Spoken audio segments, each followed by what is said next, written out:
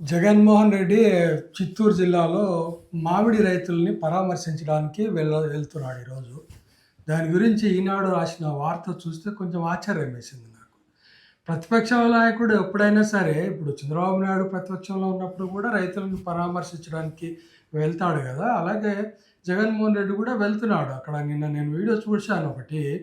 ఆ మామిడి రైతులైతే వాళ్ళు ట్రాక్టర్లలో పెట్టి కిలోమీటర్ల పొడవునా వేచి చూస్తున్నారు. వాళ్ళ సరుకు అమ్ముడుపోక. అంటే వాళ్ళ మామిడి పళ్ళకు రేటు రాక వాళ్ళకి ఏదో ఉంటుంది కదా! వాళ్ళ బాధలు, వాళ్ళ ఇబ్బందులు అవి తెలుసుకోవడానికే కదా జగన్మోహన్ రెడ్డి అక్కడికి వెళ్తున్నది.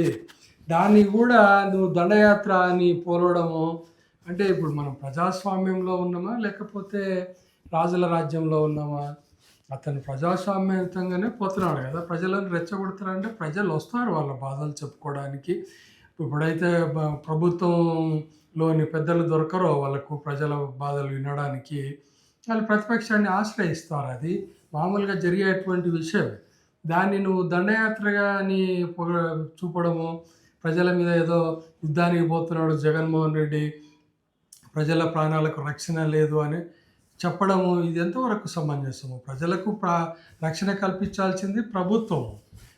ప్రతిపక్షం ఉండేది ప్రభుత్వాన్ని నిలదీయడానికే కదా! లేకపోతే ప్రభుత్వం ఏది చేస్తే దానికి వంత పడుతుందా? ఈ ద్వంద్వ నీతి ఏందో ఈనాడుకు నాకు అర్థం కాలేదు. అదే నిన్న ప్రసన్న కుమార్ రెడ్డి అని ఒక మాజీ ఎమ్మెల్యే ఇంటి మీద పడి నానా రచ్చ చేసి పాపం అతని ఫర్నిచర్ అంతా ధ్వంసం చేశారు. ఘోరంగా ధ్వంసం చేశారు. ఆ వీడియో చూస్తే బాధేసింది. ఎవరైనా సరే ప్రతిపక్షంలో ఉండే వాళ్ళను అలా చేస్తే దాని గురించి ఈనాడు ఎక్కడ కూడా వార్త రాయలేదు. నేనైతే చూడలేదు మరి. సో ఇలాంటి పత్రికలు ఎంతవరకు కరెక్టు? అట్లంటే సాక్షి కూడా కొన్ని తప్పులు చేస్తుండవచ్చు. సాక్షి చేయడం వేరు ఇప్పుడు. ఎందుకంటే సాక్షి ఉన్నది ఆపోజిషన్ పార్టీకి కొమ్ము కాస్తుంది కాబట్టి ఖచ్చితంగా ఆపోజిషన్కు సపోర్ట్గా రాస్తుంది అది. కానీ ఈనాడు అలా కాదు కదా! ఈనాడు హిస్టరీ ఏంది, లార్జెస్ట్ సర్క్యులేటెడ్ పత్రిక. అలాంటి పత్రిక ఇంత దిగజారిపోవడం అనేది కరెక్ట్ కాదనేది నా ఆలోచన.